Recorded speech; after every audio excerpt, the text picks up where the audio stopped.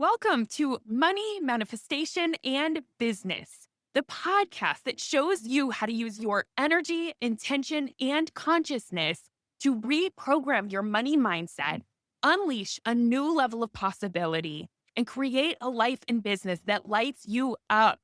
I'm your host, Jamie Verman, and I invite you to join me each week for a dose of inspiration, coaching, and teachings to help you rewrite your money story, create abundance on your terms, and grow your business in a way that's fully aligned for you. This is going to be so much fun. Let's dive in.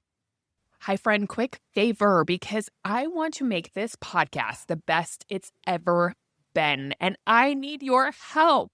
If you would be willing to take a quick 60-second anonymous survey where I ask you simple questions about what you want to hear more of and a little bit of info about you as a listener, I will give you my big money hypnosis completely free as a thank you.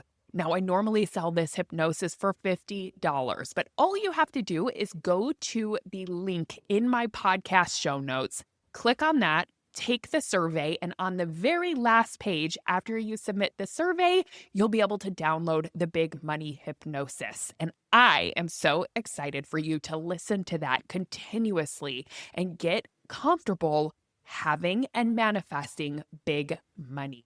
Thank you so much. Welcome in, my friend. We are going to dive into a fantastic topic today, which is talking about the differences between someone who has a wealth mindset versus someone who has a poverty mindset. And I really wanted to go through this kind of thoroughly with you and kind of talk about 7 of the most foundational pieces or beliefs that people with a wealthy mindset hold. Because here's the thing, there are so many things in the world that we are not in control of and that we are not in control of along this human experience, right? But one thing that we do have power and agency and control over is how we think and what we think and what we choose to believe and what we choose to tell ourselves. That is something that we can take the reins of and take our power over. And it impacts our entire lives. And when it comes to creating wealth, this matters so much. The thoughts that you hold and the belief systems and the mindset that you choose is going to directly impact what is created in your world, right? Thoughts become things. That is what we learn in manifestation because our thoughts create our feelings. Our feelings drive our actions and inactions, and that's what creates our results. So really at the root of so much that we create, it has so much to do with how we think and what we think and the mindset that we hold. And it's so beautiful that this is one area of our life that we do have power over. And this is why you can see that there are people, there's so many examples of people who don't come into the planet with wealth. They don't come into the planet with any sense of belief or confidence in themselves. They come in with very challenging circumstances. Maybe they're in a state of survival most of their life, and then they turn it around and they change and they decide, I'm going to, end this cycle and I'm going to create the reality that I want for myself, right? I am going to manifest. I'm going to dream big and I'm going to go after that. One key factor that they need to do along that journey is shift the way that they think. They're not going to be able to take the thoughts that they grew up with, that they learned when they were in a poverty mindset, right? When they were in true poverty or in scarcity or in a survival state, they're not going to be able to take that thinking and create wealth with it. They're going to have to reprogram the way that they think, and they are going to have to shift their mindset into a more wealth conscious mindset in order to create wealth. And many, many, many people do this. And so I'm so excited for you because it doesn't matter who you are. It does not matter. Anyone can use this, right? And anyone has the power to redirect your mindset, to choose on purpose what you want to think, how you want to think, and to practice it. Now, I always say this: you do not have control over the unconscious thought your brain spits out at you, right? Like the thoughts that create anxiety, the thoughts that create panic, the thoughts that create urgency. We don't have control over those primitive thoughts that your brain offers. But what you do have agency over is how you relate to those and which ones you choose to believe. You can notice your brain is thinking and not give into it. This is what meditation is, right? We notice thoughts like clouds. We watch the thoughts. And the more that practice this tool of metacognition, the more power you will gain over your life experience. So, you cannot control just all the thoughts that are coming out and spitting out of your mind, but you can control which ones you latch onto, which ones you choose to believe, which ones you decide on purpose to act from, right? And that's why I like to consciously do this work of deciding how do I want to think and practicing a new way of thinking, right? And I did this. I totally did this because on all 7 of these foundational pieces that I'm going to talk about in terms of a wealth mindset versus a poverty mindset, I was in the poverty mindset. And I have slowly but surely shifted into more so of the wealthy mindset, right? Of like training my brain to think in that way. And what's really fun is back in the day, I used to work retail, and I worked for Neiman Marcus. This was after I graduated from college, and it was in 2008, 2009 when like we had a recession, right? There were not a lot of jobs happening, and so I couldn't find a job, so I decided I would just work retail, right? I was like, anything is better than nothing. Let's just get a job somewhere and start saving some money. Lived in my parents' basement. So I was working at Neiman Marcus. I was in a very much poverty mindset. But what was very fascinating is that I was surrounded by people with a wealthy mindset because the people who were buying from me were wealthy. And I just got intrigued by it. I decided I wanted to start studying it. I wanted to just get curious about it. I wonder how they think. I wonder what's different for them. I wonder what their viewpoint is. And I remember then I had transferred and moved out to California, and I was doing makeup and working a lot of retail. So I worked Nordstrom, Neiman, Saks, all the brands, Bloomingdale's. And I would go into these locations in like Beverly Hills where there was incredible wealth. And I would just get curious. I used to think like, I wonder how they think. I wonder what is different about their life. What's different about their perspective, right? Why can they create it? And so I would ask that and get really curious. So I have been studying a wealthy mindset for quite some time just by watching and witnessing and then reading about it, trying new thoughts on, and slowly but surely shifting into it myself and becoming the person who can shop at Neiman Marcus now, right? Back in the day, I could just work there. I could not shop there. I was making literally $7 an hour. And that is aging me because that tells you what the minimum wage was back in the day when I graduated from college.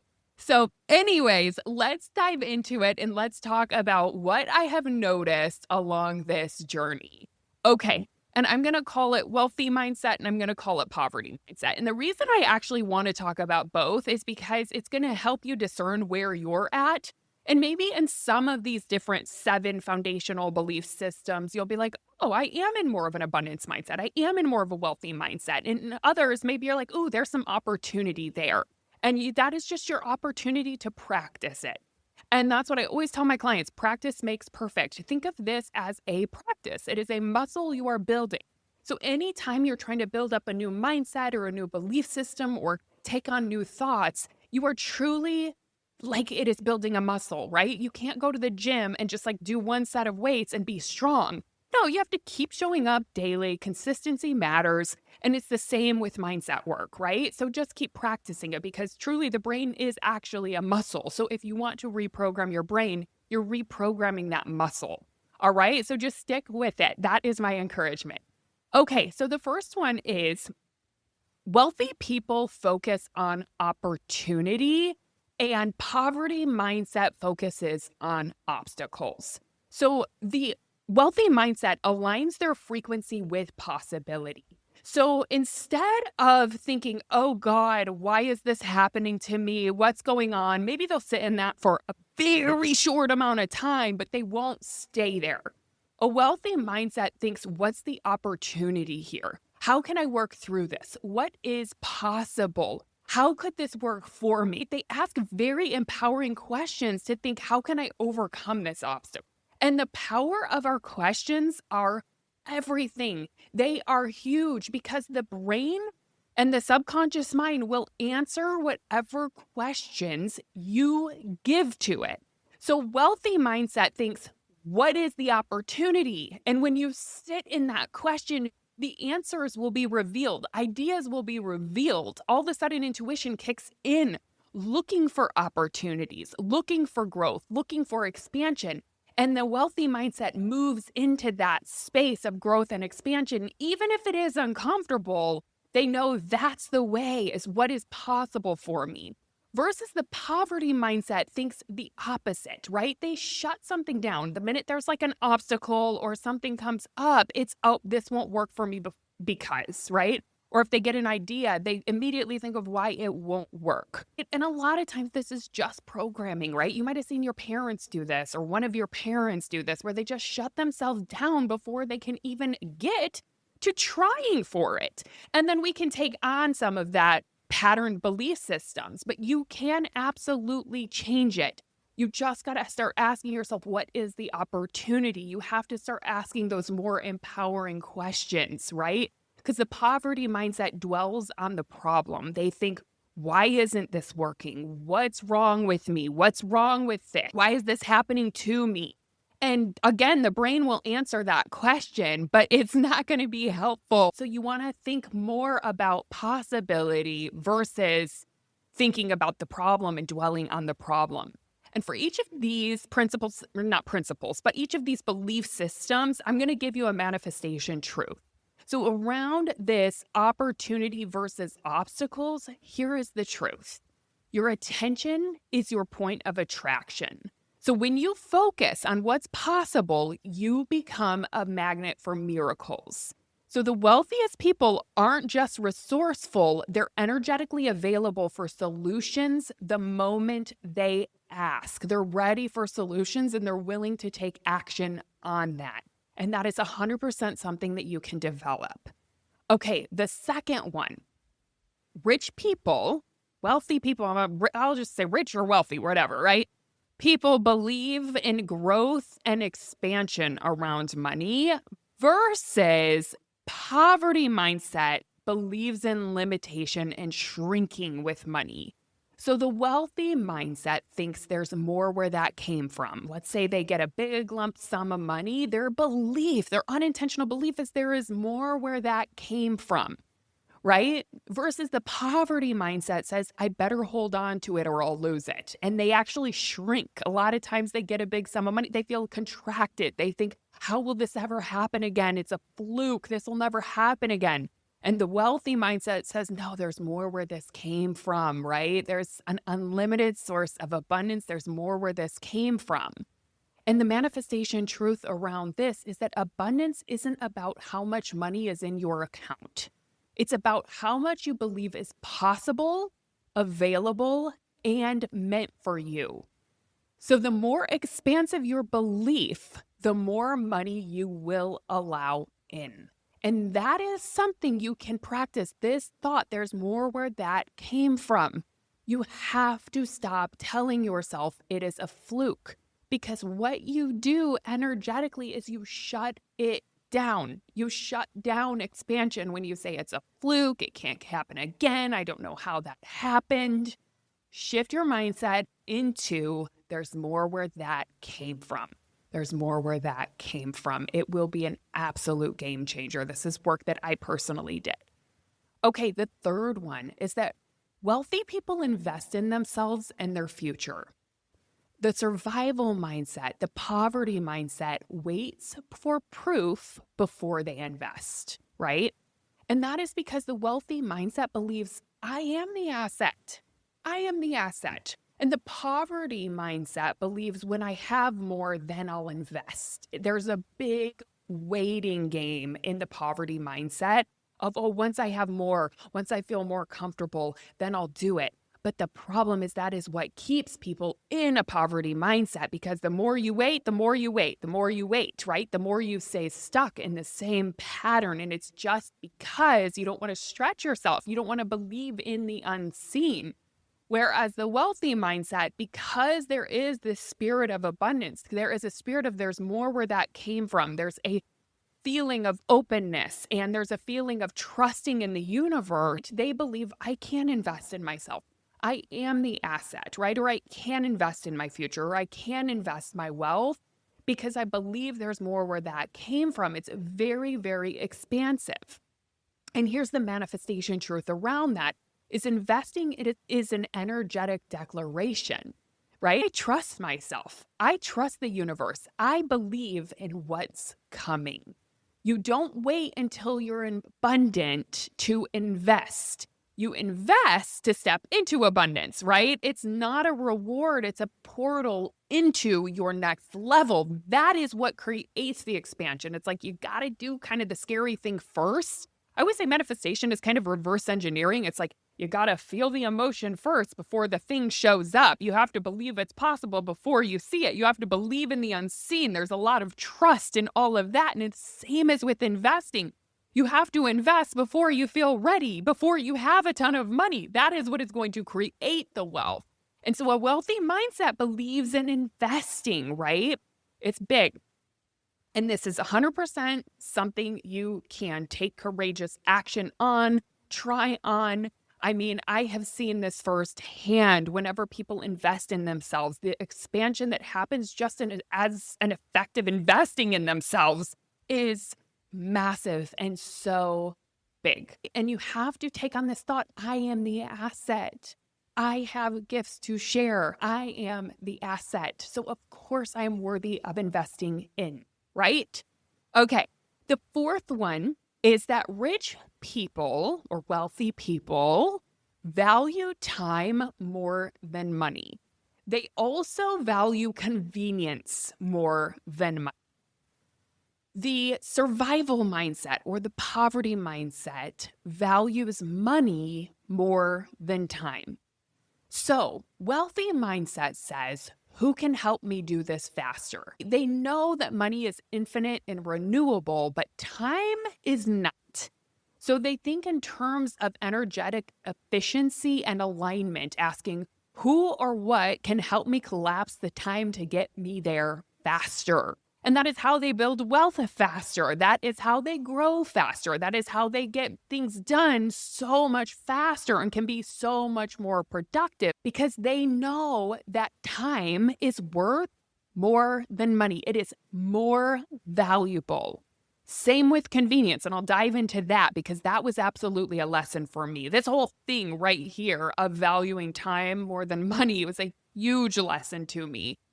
Because I didn't grow up in that. I grew up in DIY. If you know how to do it, you figure it out yourself, right? I really grew up in if there's any way to save money, you save it, right? It does not matter how much time it takes. It doesn't matter how long it takes you to learn it. It doesn't matter how frustrating it is to learn it. If you can learn it, if you can do it yourself, right? So I had to relearn this. And I want to talk a little bit about that. So what I was in was the poverty mindset, the I'll do it myself to save money. And those stuck in poverty mindset believe they must trade their time to earn money. So they often say, I'll do it myself to save money, not realizing that they're reinforcing the belief that money is scarce and they have to do it all alone, right? So the wealthy think in terms of leverage, not labor. And poverty thinks of it in the opposite way. They do not value their time as much, right? And as I've made that shift, I cannot tell you how much more money I started to make whenever I started valuing my time, valuing my energy, valuing convenience. And I want to share a funny story on this around convenience because I used to get really triggered, right? Because for example, my husband, he's valued his time and he's valued convenience more. He really did come up with a more abundant mindset than I had. So I've actually learned a lot from him. And I've just in seeing the way that he thinks, been curious, right? And so I remember when we first started dating, and we started, traveling together and all of that, he'd say, there's no way I'm getting on a flight before 11 o'clock. Like that's the earliest I'm going to go because I want to meditate before. I want to actually feel really good. I want to get enough sleep. I'm not going to wake up early. I'm just not a morning person. So he would never get a flight before 11 o'clock, and the later, the better, right? If it was 12, even better. If it was 1 o'clock, awesome, right? So that was his whole thing was let's find the shortest flight, meaning nonstop, and let's get there as late as we can at the airport. And with that comes a cost because I grew up with the mentality you pick the cheapest flight. I never looked at flight time. I never looked at how many connecting flights it had. I never looked at what time you got to get to the airport at 4 a.m. Okay, so be it because you don't have to pay as much. But then I realized when I started valuing that because that's what that was his standard. And on top of it, it's so funny. Like, I used to get so triggered by it. I'm like, no, we're going to spend so much more. And he would say, but Jamie, we're going to enjoy our vacation so much more. Like, we're going to get there and we're not going to be super tired that first day. We're going to feel really good. We're going to get there faster. It's going to be a smoother day. It's going to be a better experience. And I was like, yeah, but that's going to cost us $200 more. But see, he valued the experience, the convenience, the ease, the time more than he did that $200, right? So I started thinking, well, what if this could be an expander for me? What if I too was worthy of valuing convenience? And I noticed what a difference it made whenever I was willing to look at the more convenient option, the more efficient option. Oh my gosh, did traveling get better? And as much as I travel makes all the difference. And so I just had to really work on feeling worthy of that because I realized that was something I didn't believe I was worthy of. Like, oh no, I shouldn't be spending that extra on that. That's just time. That's just convenience. I don't spend money on that. But as I've been shifting into believing in abundance and shifting into a more wealth conscious mindset, I've done that work and it's made all the difference.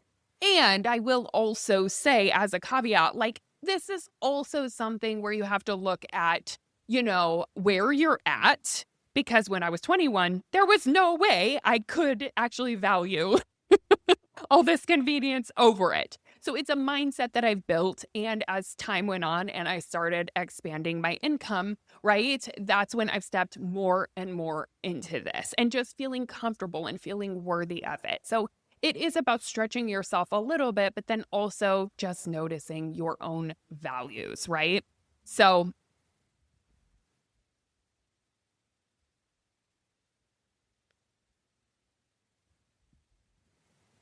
just think about how you can step into convenience and efficiency a little bit more. Is there times in your life where you could pay a little bit more for a lot more time back and um, a lot more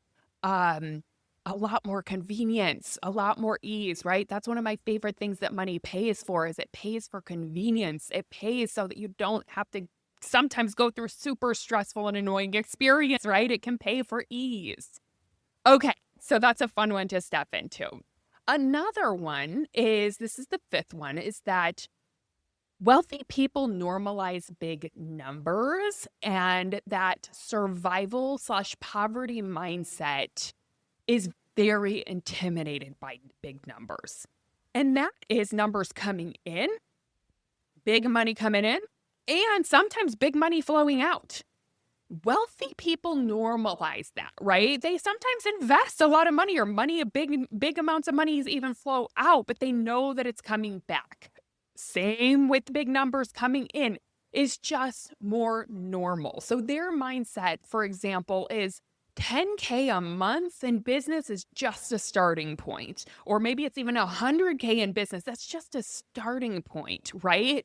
Whereas the poverty mindset says, I could never imagine that much. I could never do something like that. Why me? Who am I to do it? Wealthy mindset says, who are you not to do it? Why not?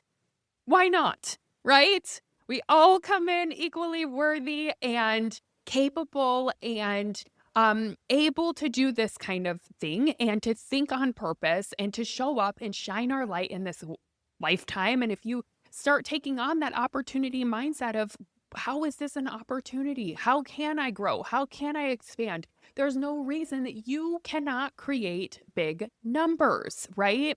So wealthy people stretch their nervous system to hold more before the money arrives. So here's the manifestation truth that I have for you around this and around big numbers. Before money arrives physically, you must hold it energetically. So wealthy people stretch their capacity to feel safe, worthy, and grounded at higher levels before the money shows up.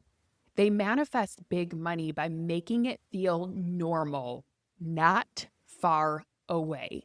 They make it feel normal. They make themselves feel capable of it, and they don't look at it as something that is out of reach. And this is something that you can train your brain and your nervous system to do. In fact, I've got a hypnosis on this that I give to the people inside of the money manifestation movement is normalizing big numbers, right? Normalizing big numbers coming in, normalizing big numbers, moving out or investing and other things, and really just normalizing the flow of big money. That is normal. Okay, the sixth one is wealthy people see sales as service, whereas that poverty mindset sees sales as manipulation. So wealthy mindset says making offers can help people. It makes a difference in the lives of others. It is a service. This is an act of service. It is an act of love. They have good feelings about making offers. They have good feelings about exchanging money for goods or services. Whereas that poverty mindset says, I don't want to be a bother to anyone. I don't want to come off as greedy, right?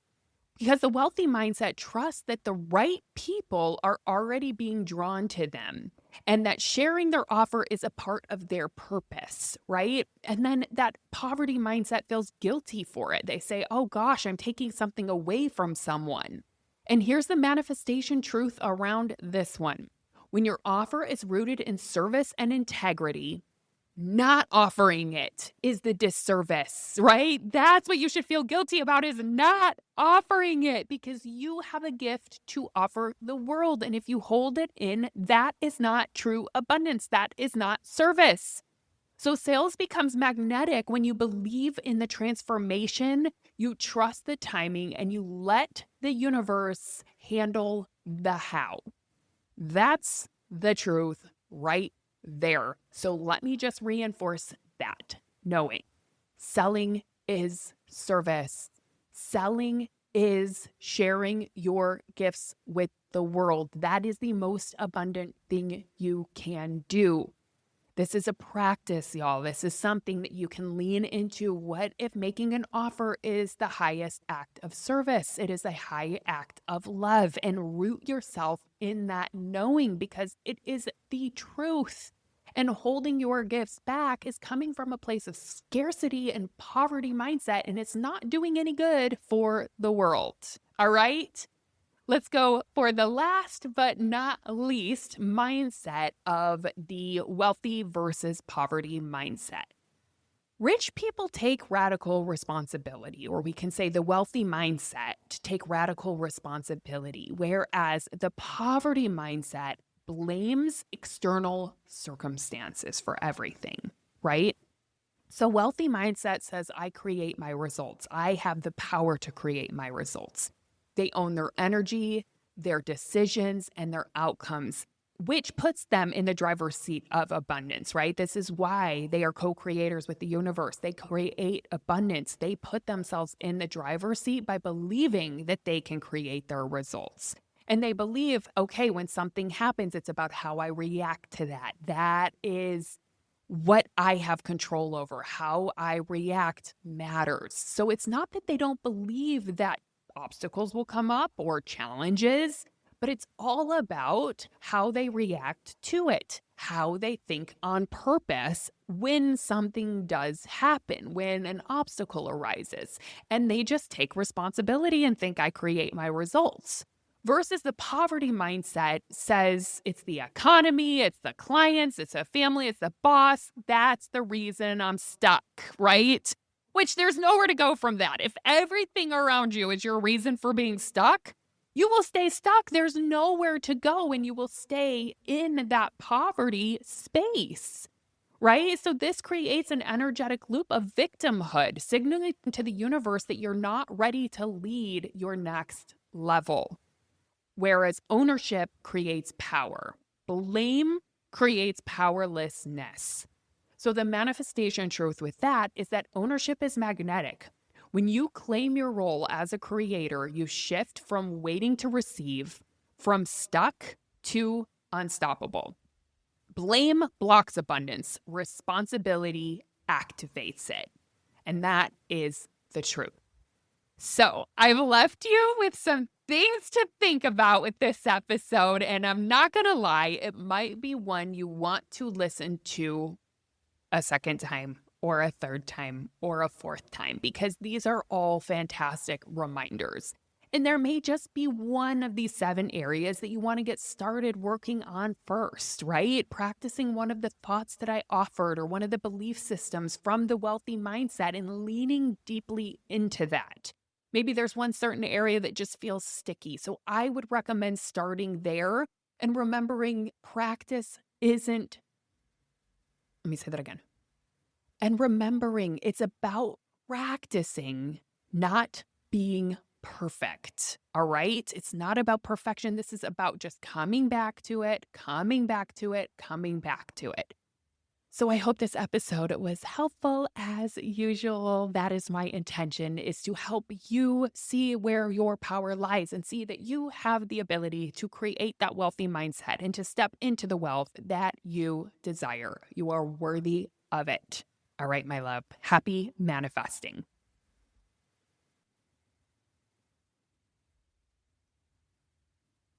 Hey, thanks for listening. I hope this episode is something that you'll be able to add to your manifestation toolbox to come back to when you need a little extra motivation. If you like what you've heard today and want to take it deeper, you've got to come check out my signature coaching program, the Money Manifestation Movement.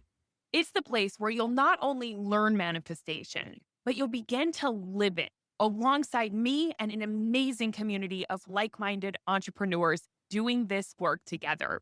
Head on over to jamieberman.com to learn more.